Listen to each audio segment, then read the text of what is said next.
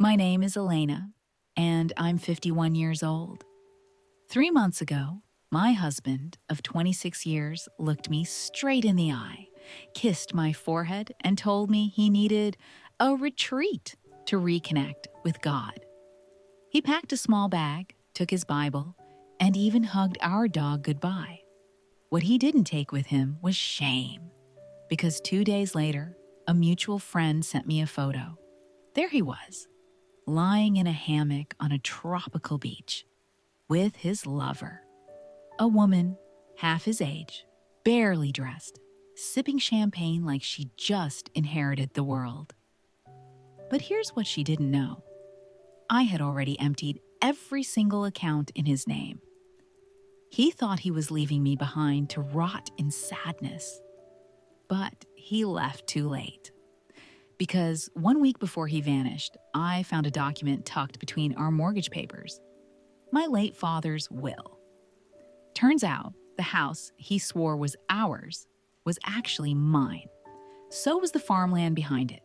And the trust fund he tried to hide from me?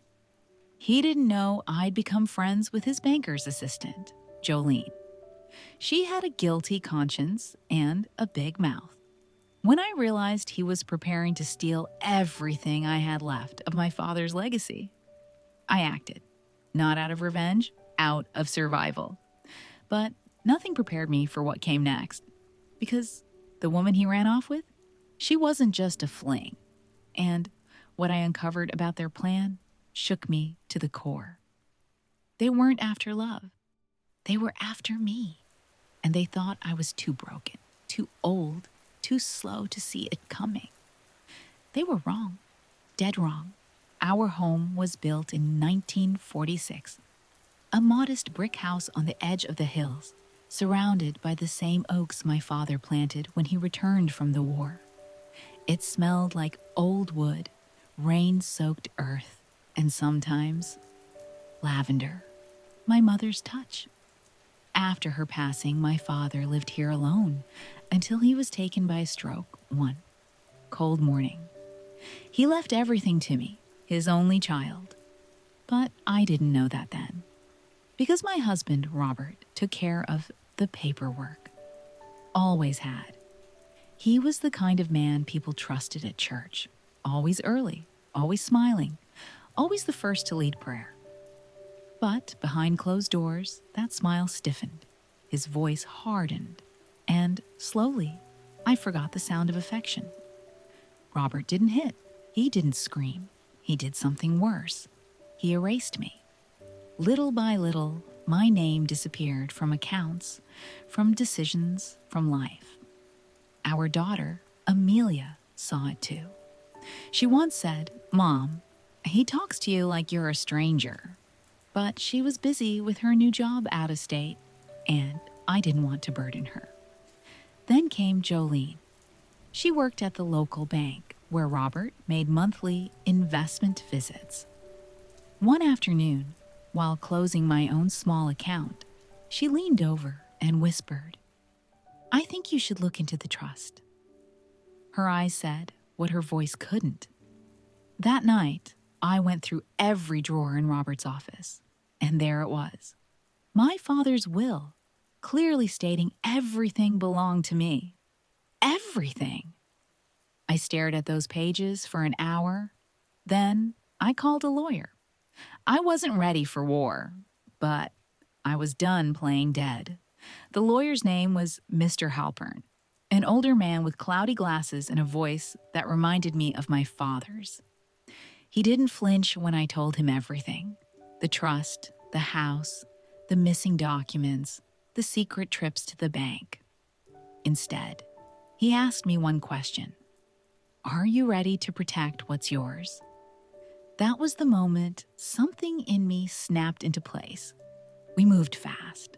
Halpern filed the necessary papers to freeze the assets under investigation. My name was reattached to the deed, and the farmland leased to a neighbor I trusted, giving me cash flow without raising suspicion. Meanwhile, Robert kept sending sweet little texts from his retreat. Thinking of you today, praying hard, I didn't reply. He called once. I let it ring. And then the truth came crashing in like a wrecking ball, courtesy of Amelia.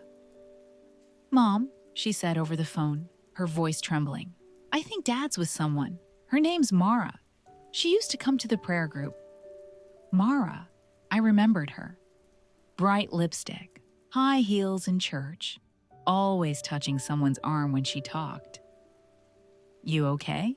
Amelia asked. "I'm fine," I lied. But I wasn't, not even close. Because Jolene had just sent me another message. "Check the credit card. They just booked a cruise. First class. Using your name." It was bold, brazen, and deeply stupid. Because what Robert didn't know was that the card he'd just used was now under federal watch. Fraud, identity theft, misuse of inherited assets. It was all stacking up. They were planning something big. But I had something bigger. I had God, and I had time. They just didn't know how little of it they had left. I didn't sleep that night. I walked the property line with a flashlight in one hand and my father's old hunting knife in the other. I wasn't looking for trouble, but if it came, I'd face it. The next morning, I met with Jolene again. We sat in the back of the bank, hidden from the cameras. "I can get you a copy of Robert's last 10 transactions," she said. "But there's something else." She slid a photo across the table.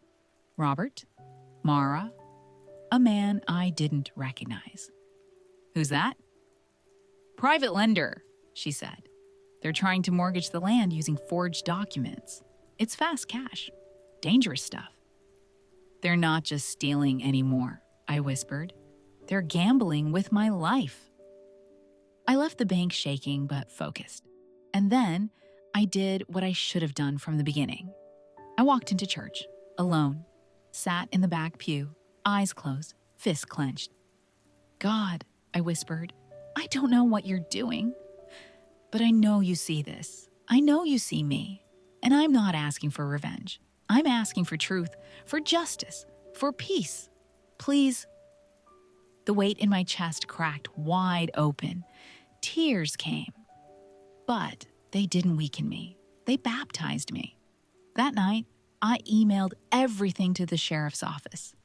Every forged paper, every voicemail, every transaction Jolene had risked her job to uncover. And I gave them a list of every place Robert had ever hidden money. By morning, I had a call. "We've opened a formal investigation. You were right, Elena, all of it."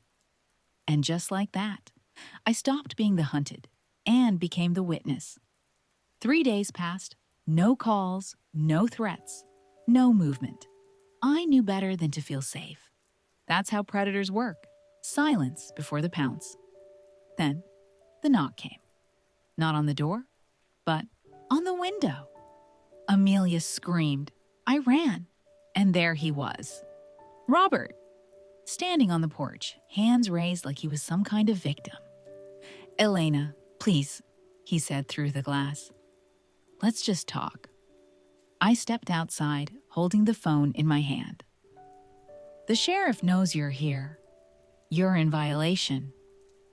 "I didn't come to fight," he said, eyes darting. "I came to make a deal," I laughed.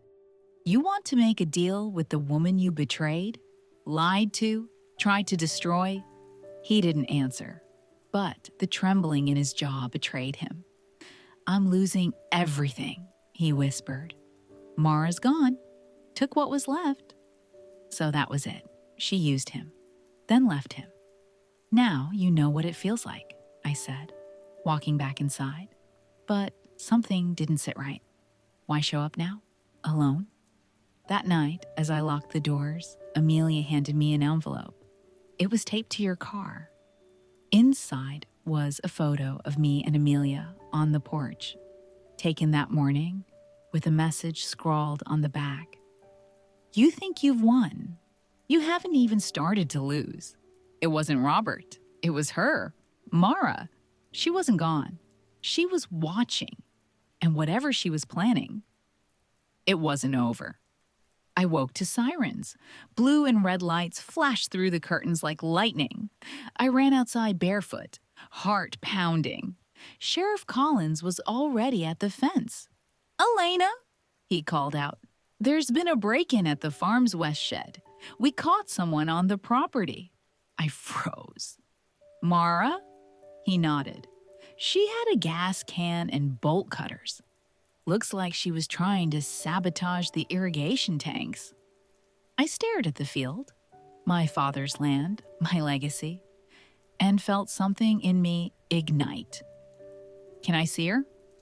The sheriff hesitated, then led me to the squad car. She sat in the back, handcuffed, mascara smudged, eyes wild. When she saw me, she laughed. "Little farm girl wins again." "You don't know what I've been through," I said quietly. "Number. But I know what's coming. You think this land matters? You'll die alone with it." I leaned in close, steady. "My daughter's here. My home is here. My faith is here. And you? You're going exactly where you belong." She spat at the window. The sheriff pulled me back gently. "She'll be charged with trespassing, attempted arson, and fraud. And we're reopening Robert's file, too." I looked out at the hills, the trees, the rising sun. It was over.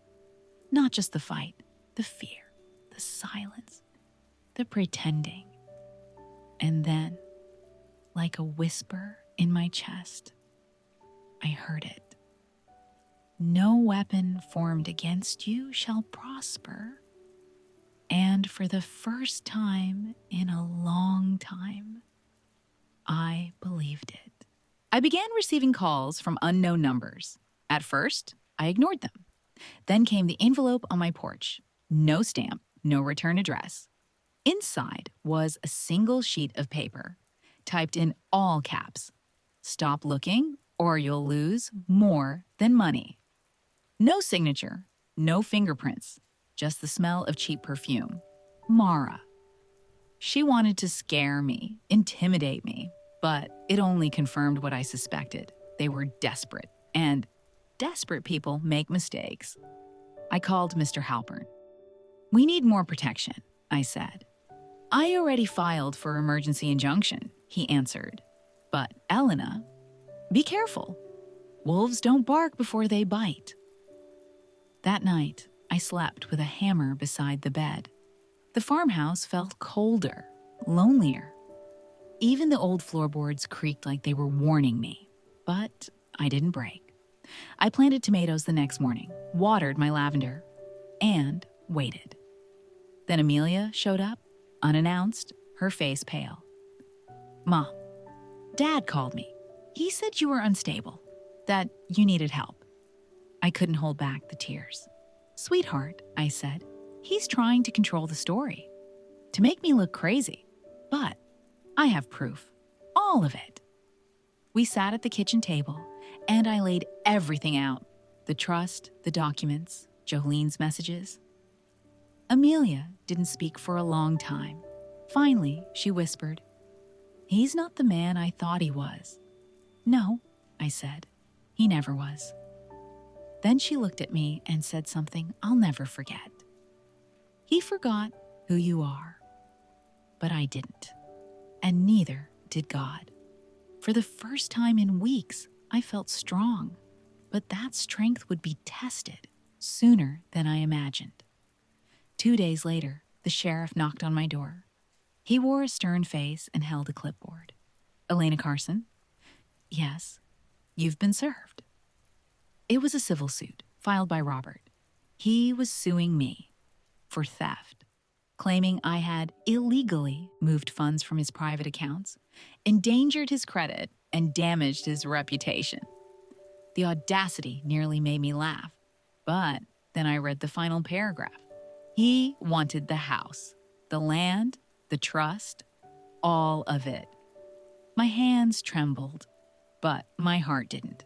Because right there, stapled behind the lawsuit, was an attached declaration, signed by Mara, sworn under oath. She claimed Robert had promised her the farmland after their wedding. Wedding? That's when I realized they weren't just running away. They were coming back, together, to take it all. I drove straight to Mr. Halpern's office. He flipped through the pages, his eyes narrowing. "They overplayed their hand," he muttered. "This declaration proves intent to defraud.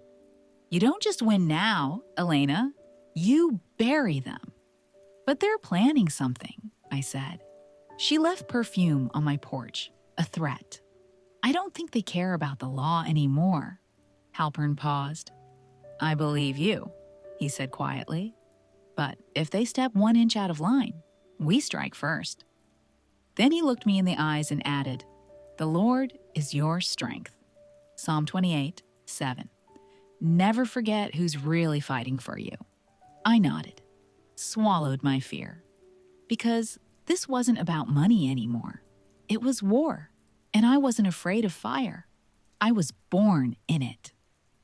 The next morning, Amelia found tire tracks near the back fence. Fresh ones. "Did you have a visitor last night?" she asked, frowning. "No," I said. "But someone did." We followed the tracks until they disappeared into the woods. Robert had been here. Or Mara. Maybe both. They were circling now, testing the gates, seeing if I'd flinch. But I didn't. Instead, I drove to the courthouse and filed a restraining order. When I returned, a voicemail was waiting on the house phone. "Elena, it's me, Robert." His voice was calmer than I expected. Practiced. "I think we've both made mistakes. I want to talk. Just you and me. You owe me that." I played it twice, letting his words hang in the stale air. Then I deleted it, because I owed him nothing. That night, Amelia and I sat on the porch, wrapped in blankets. "Why didn't you ever tell me things were this bad?" she asked. "Because I didn't want you to see me weak," I admitted. She shook her head. "You're not weak, Mom. You're steel wrapped in skin." I smiled, but inside, I was bracing for the next blow. And it came faster than I thought. The bank called. There was an attempt to access the farm lease account. Someone posed as you, but Jolene flagged it. I hung up and whispered, "They're running out of ways in." But then I paused, because maybe it was time I stopped defending and started attacking.